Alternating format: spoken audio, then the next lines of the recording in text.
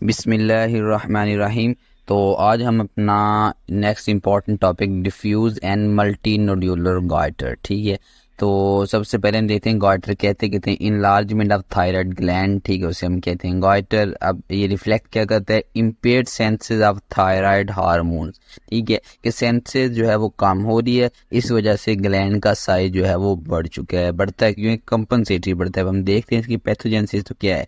सबसे पहले इम्पेयर्ड होती है हार्मोन की, सेंसेस हार्मोन नहीं बन रहे, ठीक है। अब इसकी हमने पीछे वजूहत देखी थी कि कई वजूहत हो सकती हैं। तो उसके बाद क्या होता है कि कंपनसेटरी राइज इन TSH, क्योंकि TSH ही मेन है जो इसकी सेंसेस करवाता है, ठीक है। TSH हमारे पिट्यूटरी से आता है, तो पिट्यूटरी से अब ये कि कंपनसेटरी जो है हमारे सिग्नल जाएंगे पिट्यूटरी को। जब हार्मोन कम सेंसाइज हो रहा होगा तो वो TSH ज्यादा रिलीज करेगा, कि शायद TSH की कमी की वजह से ये कम प्रोड्यूस हो रहा है। TSH ज्यादा प्रोड्यूस होगा तो वो क्या करेगा, हमारे पास थायराइड ग्लैंड को आके ज्यादा से ज्यादा स्टिमुलेट करेगा।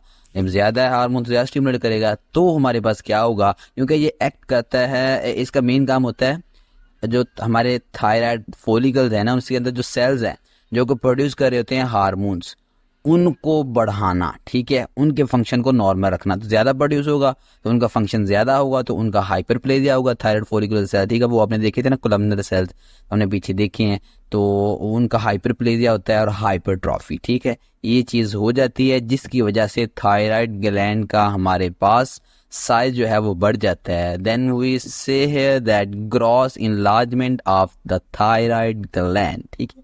तो ये हमारे पास गॉइटर की पैथोजेनेसिस है, ठीक है। कम हुआ, TSH ज्यादा हुआ, सेल्स को ज्यादा स्टिमुलेट किया, वो बड़े हो गए, that is the pathogenesis of goitre, ठीक है। तो अब ये है कि जब साइज बड़ा होता है, ठीक है, तो इसका मकसद क्या था साइज बड़ा होने का, कि जो कमी आ रही है हार्मोन्स की उनको कंपनसेट करना। अब ये है कि अगर कंपनसेशन हार्मोन्स की हो जाए, ठीक है, हमारे पास जितना लेवल नॉर्मल होता है उतना अचीव हो जाए हार्मोन का, हम उसे कहते हैं, इस कंडीशन कहते हैं यूथायराइड। तो मोस्टली यूथायराइड आपको पेशेंट मिलेंगे, साइज बड़ा होगा, हार्मोन लेवल नॉर्मल होंगे।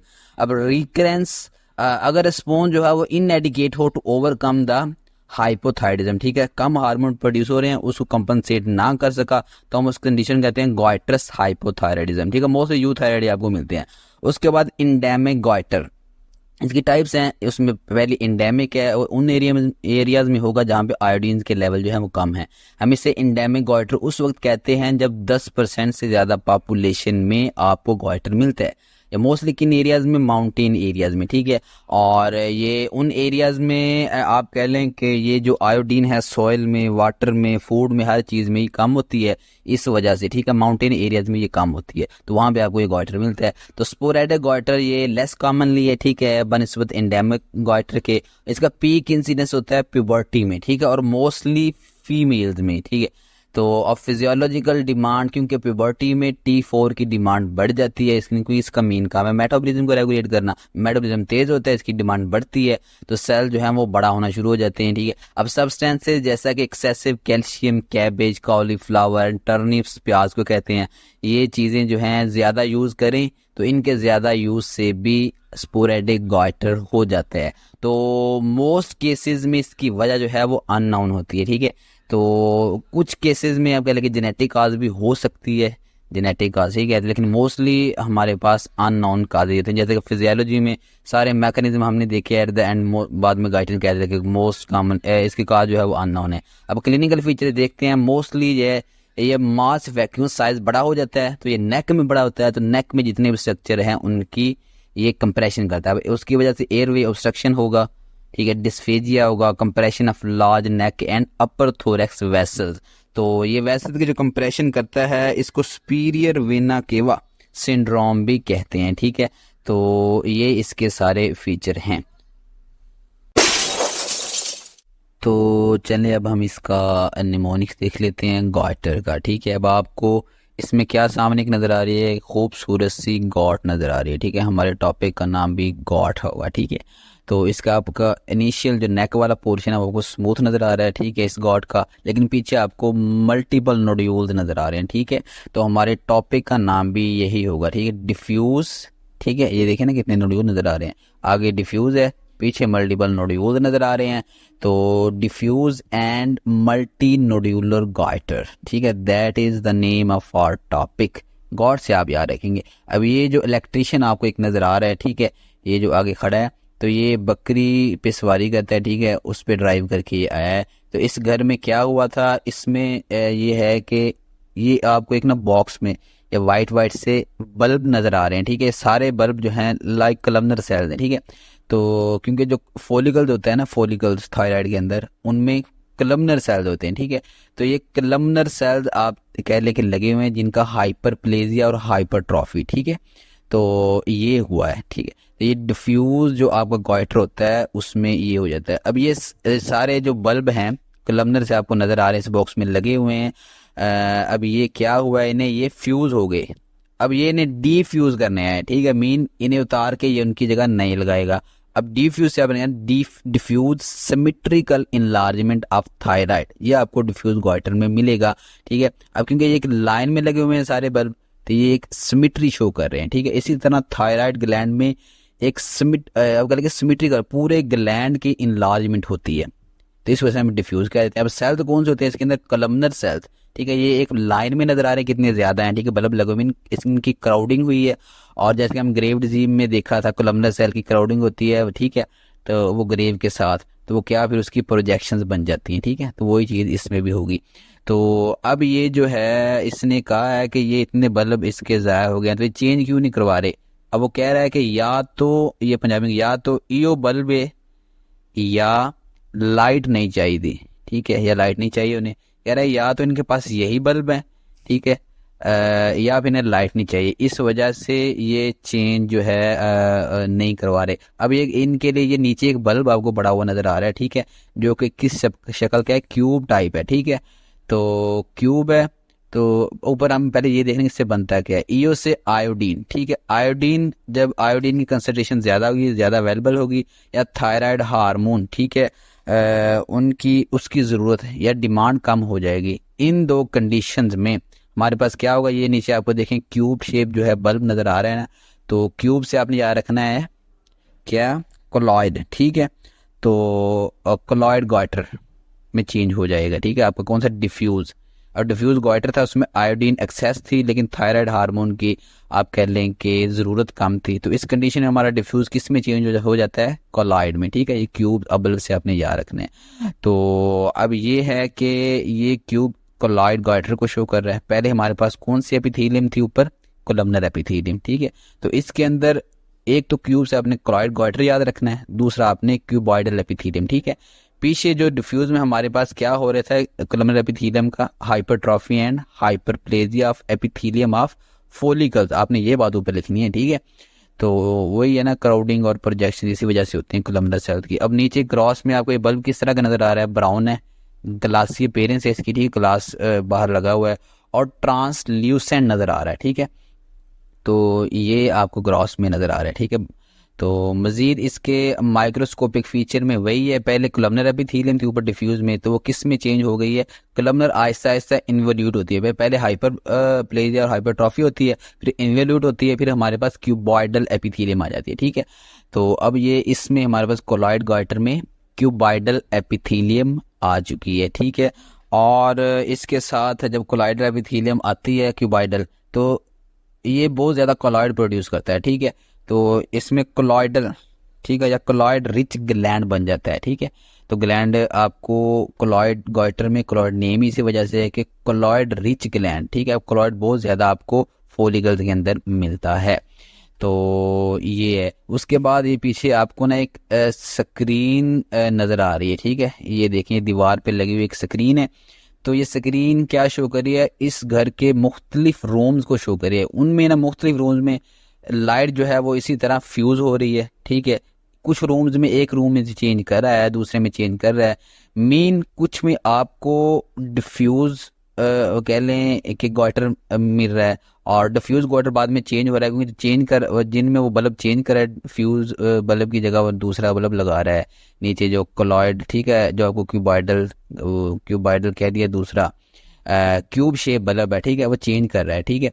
तो अब आपको बाज रूम्स में क्या मिलेगा, फ्यूज बल्ब, और बाज में ये क्यूब शेप।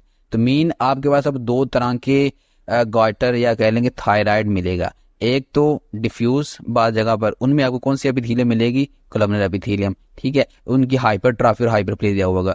और बाकियों में आपको क्या मिलेगा, कोलॉइडल गाइटर, मीन उसमें आपको क्यूबाइडल एपिथीलियम मिलेगी। तो इस तरह हमारे पास इरेगुलर आप कह लें कि इनलार्जमेंट होगी, क्योंकि कुछ में आपको कलमनर और कुछ में क्यूबाइडल एपिथीलियम, ठीक है। Irregular enlargement of thyroid gland, जिसे हम कहेंगे मल्टी नोड्यूलर गॉइटर, ठीक है। तो ये इसमें आप लिख देना है, लेकिन इसमें ये कि हार्मोनली ये साइलेंट होता है, हार्मोन को प्रोड्यूस नहीं करता multi nodular goitre.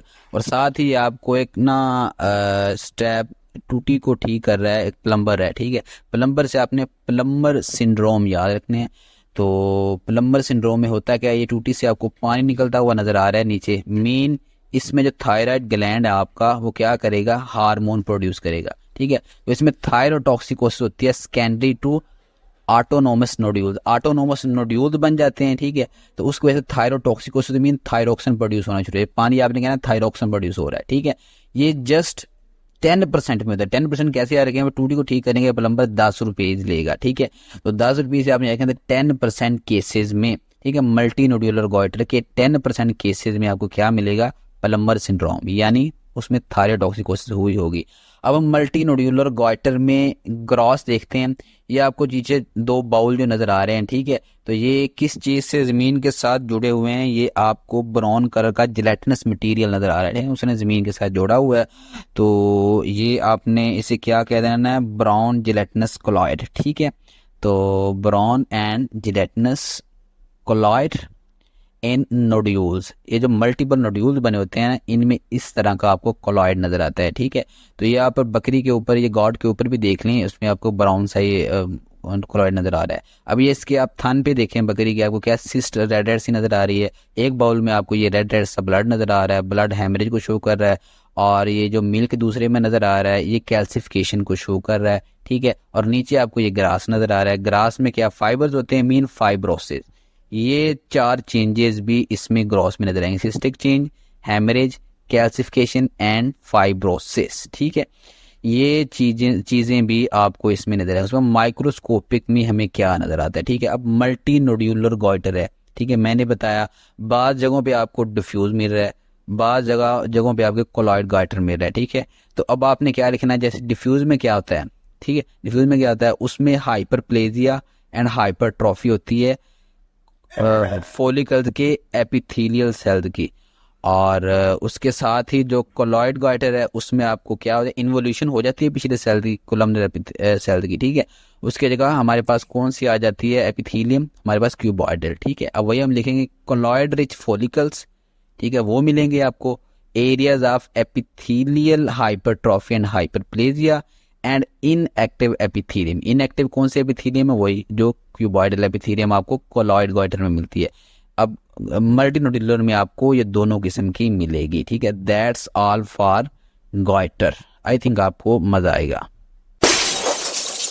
Now let's have a look on diagrams. तो सबसे पहले ये आपको गॉइटर की एक दिखा देते हैं, ठीक है। आपको क्लिनिकली किस तरह पेशेंट प्रेजेंट कर सकता है, कितनी बड़ी आपको देखें ना नेक में इसके मैस नजर आ रहा है। तो ये होता है, ये आपको मल्टी नोड्यूलर आ रहा है, ठीक है। तो आगे आप देख लें, ये अभी इसकी ग्रॉस दिखाई गई है मल्टी नोड्यूलर गॉइटर की।